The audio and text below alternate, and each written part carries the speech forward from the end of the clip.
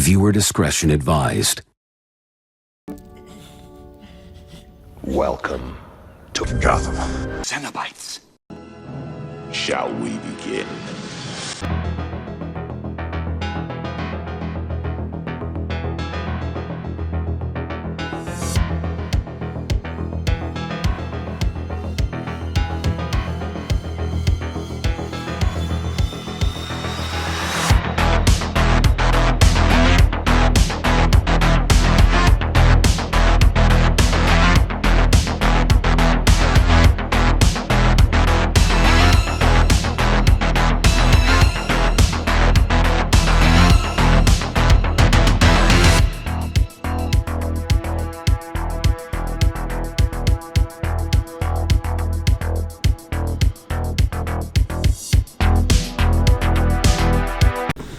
Welcome everybody back to another video. You've clicked on Gotham Cenobites. I'm Terry, and yes, he's finally on the shelf. You can't see him, but he's next to Dawnbreaker. But today we're going to do the review side of Batman Earth -44, or the Murder Machine. And I don't think I've ever had an unboxing like this where, I mean, it came on a Saturday, which was like my Monday that week. So trying to do all this and juggle work, yeah, this statue has been a chore to film, and it's at times where it's just like, man, I wish I didn't have to worry about filming this. But I digress. It is the last one in the line I'm getting, unless Prime 1 does a death metal Wonder Woman. And I'm not saying I would jump right into that, but that would probably be the only way to get me to buy a death metal statue. And yeah, I feel like having that death metal Batman, that death metal Wonder Woman, and then the new Batman Who Laughs with Robin Kane, that would be all I would need from death metal. But yeah, you'll see. Now that he's here, I'm not promising it anytime soon, but within the next few months I probably will do a room tour. So you will see there is no more room. So, but yeah, the Murder Machine. I don't want to talk anymore. Normally what I do is I do a brief origin. The last few statues, Harley Who Laughs and Metal Superman, didn't really have an origin because they're not canon. They're not canon to the universe at all. They were just comic cover variants. But this one is very much in the story. So I'm going to, from here, we're going to jump into a little video I filmed of me just explaining, showing comic stills, and showing you what his story is and why he looks the way he does and why he is probably the most sinister of all of them. So we'll get into that, and then me and the wife filmed me measuring it, giving you my thoughts, and then we'll jump into close-ups. And then I'll meet you back here at the desk. But, yeah, so guys, enjoy it. And, Murder Machine. Let's go. So I'm going to try to be as brief as possible. But this is the first page. And the reason I showed this one first is because this is the Watchtower pre-Murder Machine. But the story starts off, it's at Earth Zero.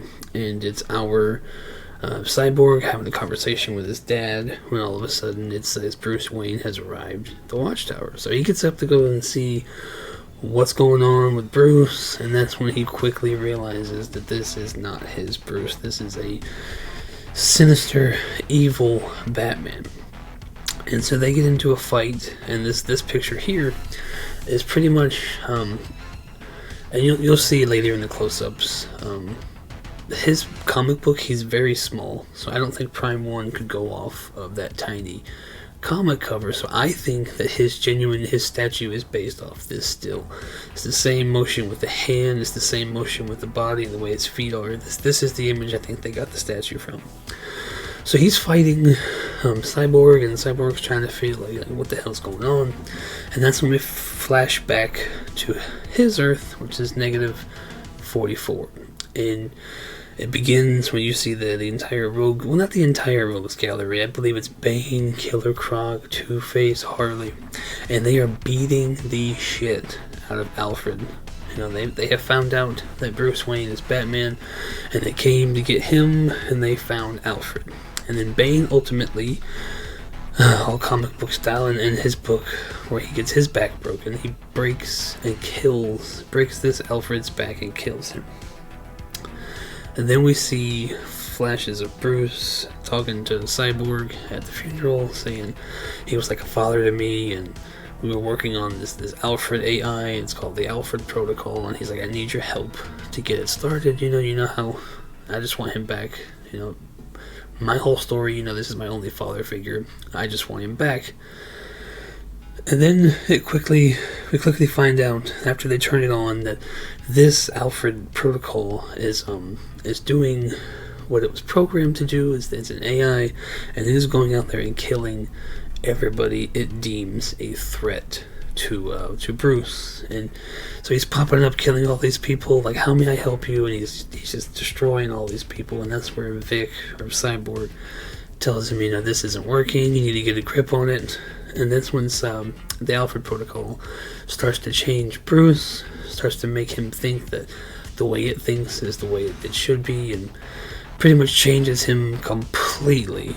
Like, removes all of his flesh. The Alfred Protocol makes this Bruce a machine. And so yeah, after he becomes the murder machine, he destroys this world's Cyborg by completely ripping off his head, spinal cord attached, all however you want to deem it, Mortal Kombat style, or Predator style. He rips Cyborg's head off with the spine.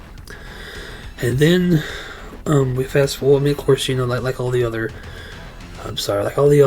universes, Batman Who Laughs shows his ugly face, and he quickly realizes, like all the others, his world is doomed.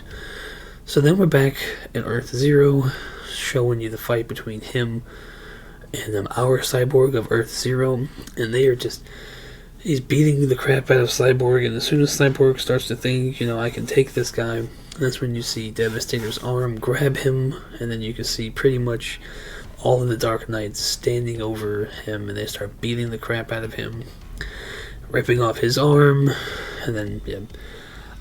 I don't remember in the story if this Cyborg is killed as well. I think Cyborg's in the story later, so they don't show it this time, but you have to assume that Dr. Fate intervenes and saves Cyborg, like he always does in these books. But the last shot of the book is you see in the evil watchtower, which is what the base of this statue is based off of. And so yeah, the first shot was what it looked like before, and this is what it looks like after Murder Machine has taken over it. And that's pretty much his origin. It's one of my favorites, and he's completely emotionless. He doesn't feel anything. This Alfred Protocol has removed all fear, all feeling. He's completely soulless, and this is why I think he's the most sinister, the most evil of all of these Dark Knights.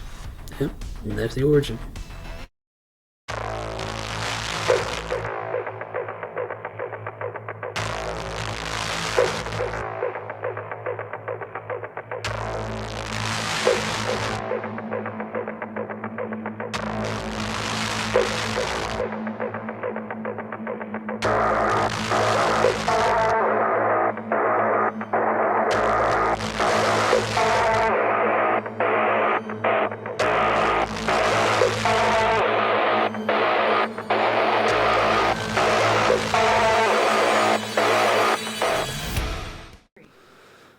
Okay, well, first things first, we're going to get into measurements. I know that's something I forgot to do for Harley, so. Okay, height. I would say about just under 33 inches. And then, that's what the crazy part is. Yeah. He's the better part of 22 inches deep.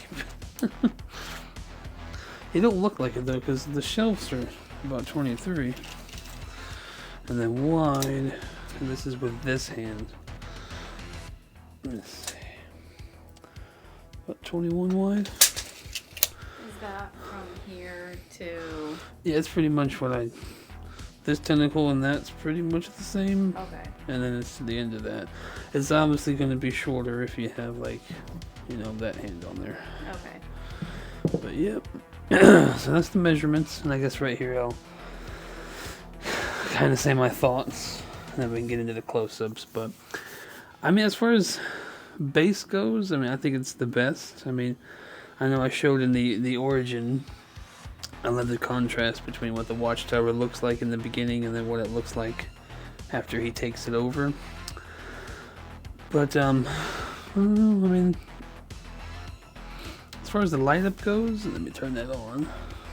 Really. Okay. I mean, I really wish, you know, this had light up, and then all the blues and red. I mean, at least one of the heads and the chest. I wish they lit up. But I'm not a statue engineer person. But so I don't know what it would have taken, how much more expensive it would have been. But I'd have paid it. So I mean, the light up feature, it's gonna look cool because I have these spotlights, so they're gonna kind of barely, you know, light up the top half, and then this will light up the bottom half. So I mean, it's cool. But I would probably, you know, statue, you know, I'm biased. Give it a 10 out of 10. But the light up, it could be better. The fact that it's no batteries, I'd probably go ahead and give it a 7. But I mean, the light up. But as far as the switch outs go, I mean, I feel like I could have done without the sword. I mean, just because XM did it. And I know it's in the comics, but I mean, I feel like they could have done better. I mean, I'll show you a picture of this custom kit I have. I still might get. They actually did the tank base off the comic cover. But he's holding Cyborg's head and spine. And I mean, I would have much rather had preferred that to be one of the switch outs instead of a blade that I'll never use. But that's just being nitpicky. But yeah. You can call me biased. I mean, I know some people say the paint looks darker, and it does kind of look dark, but I say still 10 out of 10. Yeah, it's a great piece. Yep. Alrighty, so now I'll get into close-ups. Not of me, of the statue.